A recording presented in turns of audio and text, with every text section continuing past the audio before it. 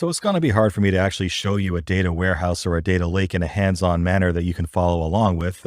Typically, these are large, expensive systems, so getting you access to that for free on your own PC is going to be kind of a tall order. But what we can do is illustrate some of these schemas that we talked about for data warehouses. So we can show you a star schema and a snowflake schema right here in Microsoft Access. Again, Microsoft Access is not the tool you're going to be using for data warehousing. We're just using this to illustrate because it's something you might have installed on your PC already. So if you do have Microsoft Access installed, again, I invite you to follow along, and that might help you retain this stuff by learning by doing. Hands-on is always a good thing. So let's start by creating a new blank database. Just double-click on that. And let's call this one, what's the name of this section? Data Systems. Okay, so let's just set up the same schemas that we talked about in the lectures and kind of make them real, actually make them exist for real here in Microsoft Access at least. So we started with a fact table, right? The fact table is the things that we're trying to keep track of. So in our example from the lectures, we were keeping track of course enrollments. All right, so as you recall, we had an enrollment fact table that contained a course ID, a student ID, a payment ID, and a date time for that order. That tied off to dimension tables that allowed us to look up the information about each course, student, and payment. So let's go and switch to the design view.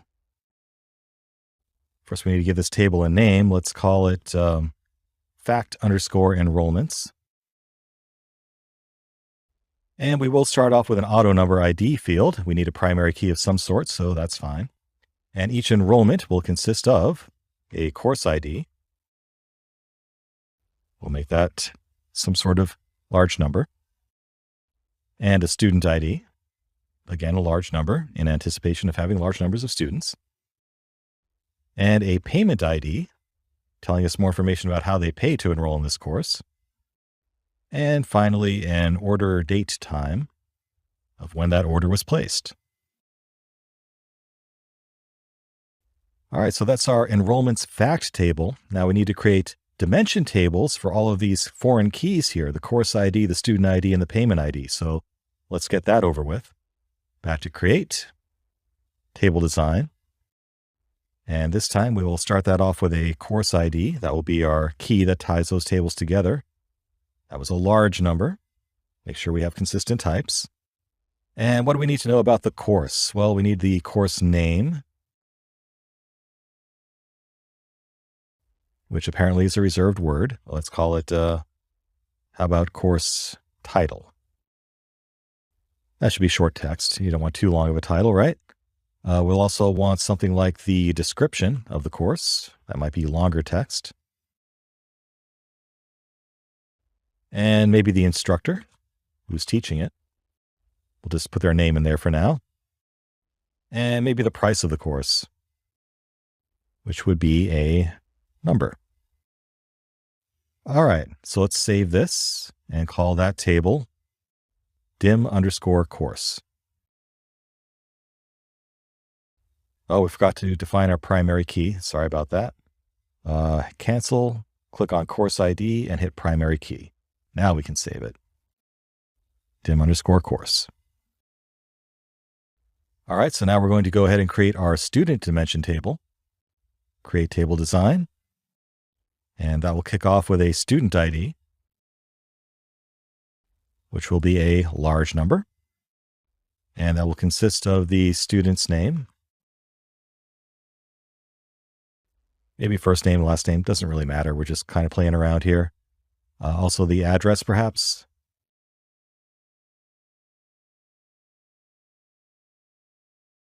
And what else might want to know? Their email address, perhaps.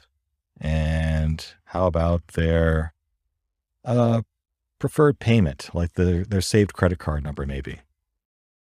That's an example of extremely personal information that you want to make sure is actually encrypted and is only accessible by people who actually need to have it. All right, and we'll save that as well. Oh, did we create a primary key? Don't forget, student ID is the primary key. Hit save, and we'll call this one dim_student. And last but not least, let's construct our payment dimension table. Create table design. That will start off with a payment ID of a large number. Let's go ahead and mark that as our primary key before we forget again. And what do we need to know about a payment? Maybe the payment type. What kind of credit card is it? Is it PayPal? Is it something else? The amount of the payment, which will be a number. And what else? Maybe the amount paid for taxes.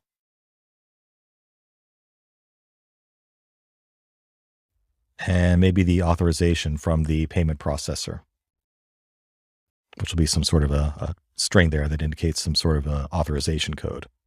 All right, so we have our fact table of enrollments and our dimension tables of course, student, and let's go ahead and save this before we forget. And we'll call that dim_payment. All right, so now we need to tie it all together. Let's go ahead and click on relationships. So let's start with our fact table, drag that out there. That's going to be kind of the center of everything here. And if you're seeing any missing fields here, just go back to the fact enrollments table here and hit save. Might have missed that step. That should cause all the fields to show up if you don't see them here. So let's drag over the dimension tables there that this ties to. We have the course dimension table and the student dimension table and the payment dimension table. Cool. And let's tie all these together, shall we? So again, the course ID will map to the dim course ID. Let's go ahead and enforce referential integrity. Again, that is a one-to-many relationship, as it usually is. Oh, and it's a quirk of Access that you can't actually define relationships without having the other tabs closed out first that has that table in it. So fine. Let's go ahead and close these other tabs out. Do that again, course ID to course ID. With referential integrity, create. The student ID will be tied to the student ID in the dim student table. Again, enforce integrity and create. And the payment ID will be tied to the payment ID in the payments dimension table. All right, so there we have it. So this is, again, what we call a star schema. Why is it called a star schema? Well, all these little points coming off that central fact table. Use your imagination. Maybe it looks a little bit like a three-pointed star or something. But the main definition of a star schema is that we just have one layer of these dimension tables surrounding some fact table. So it's the most straightforward and the most common type of relationship in a data warehouse. Basically, you have a bunch of foreign keys here within your fact table, and those foreign keys are defined within some dimension table that it refers to. And because we only have one level of these dimension tables, we call it a star schema because, we just have sort of this central point of the star pointing off at the different points of the star. Pretty simple stuff. So let's take it another step further and actually make a snowflake schema where we have more than one layer of dimension there. So imagine, if you will, that our dim course, our course dimension table also had an instructor ID that tied off to another instructor dimension. Let's set that up, shall we?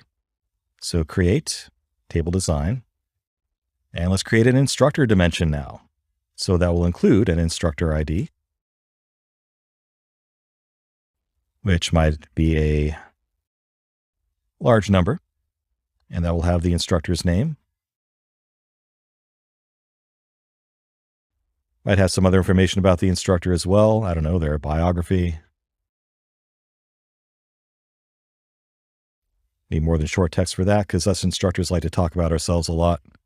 What else? Maybe their PayPal account information so we know how to pay the instructor. And maybe their email address in case someone needs to contact them. All right. Let's hit save and call that dim_instructor. Oh, we forgot to define our primary key again. Cancel. Yep, that's the instructor ID, primary key. And now we can save it. All right, let's also make a dimension table for tax payments. Create table design. And we'll have a primary key of tax payment ID. That will be a large number. Make that our primary key before I forget. And what do we need to know about that tax payment? Maybe what kind of tax it was, the tax type. Is it local tax, city tax, value-added tax? whatever it might be, the percentage applied, what percent tax did we actually levy? That would be a number, I imagine. And payable to, who is that tax payment going to? That might be yet another dimension, actually. And whether or not this was actually reported to the tax authorities. So maybe that's just a simple yes or no kind of thing. All right, let's save that one as dim underscore tax payment. And let's add one more, create table design. This will be for the saved credit card associated with each student, so they don't have to keep typing in their credit card over and over again. So the primary key of this table will be saved card ID, large number, and that is the primary key. And we'll store the card type, Visa, MasterCard, Discover, whatever it is, the account number. And again, in the real world, you'd want to be super secure about how you're managing that information. CCV number, also incredibly secure. We'll talk about that more when we can talk about governance. And what else might we need to know about that? Maybe the expiration date.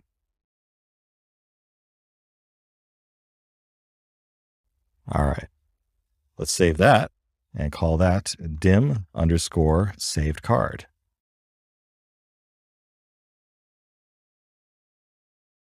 All right, so let's go and actually make use of these new dimensions. So let's start by tying the instructor dimension to the course dimension table. So let's double click on dim course here, switch back to the design view.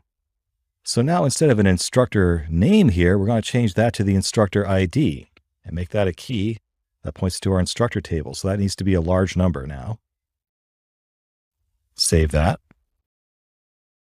And same thing, we're going to tie the tax payment dimension that we just made to the payment dimension. So under dim payment, let's look at that design view. And now instead of a tax payment number, we're going to have a tax payment ID, which will now be a large number. Let's save that. And under dim student, go to their design view. And instead of a saved card number right there, we'll have a saved card ID. That points to a large number. And already this is a little bit more secure, right? I could restrict access to the actual saved card dimension table because super sensitive information is being stored there. So cool, we're already making this better. Save that too, and let's go back to our relationships view. Let's drag in those new dimensions. So we're going to take the dim instructor table. Oh, don't forget to close out these other views first. Save any changes that weren't saved yet. All right, so let's drag over dim instructor alongside dim course. And now that instructor ID will be tied to the instructor ID in the dim instructor table. And we also have this new dim tax payment. That's going to be attached to dim payment. Run out of room here already. Tie those together as well by the tax payment ID. And finally, we have the dim saved card that will be tied to our student. Tie together that saved card ID. So now we have a more complex structure here in our data warehouse that we're imagining here. And now we call this a snowflake schema. If you recall, snowflakes have kind of this fractal design where you have multiple layers of branches, right? So you could imagine there are multiple dimensions attached to each one of these dimensions, in which case this might look a little bit like a snowflake as opposed to a star. All right, so that's just reviewing the fundamental data schema types in data warehouses. We started off looking at a fact table. We then had one layer of dimension tables tied to that fact table. That's what we call a star schema. And then as we added additional layers of dimensions of dimensions, if you will, that gets into these more complex relationships, and we call that a snowflake schema. Cool, there you have it. If you want to play around a little bit and enter some rows, start from the outside, work your way in, enter in a few fake tax payments and save cards and instructors. After you've done that, you can start entering some courses, students, and payments. Since we did enforce referential integrity, you kind of have to have one before you do the other. And once you have a few of those in place, you can actually create a few fake enrollments if you want to. So if you do want to practice some more and kind of see this in action, and see how it all ties together, I invite you to do so. But with that aside, let's move on to our next section.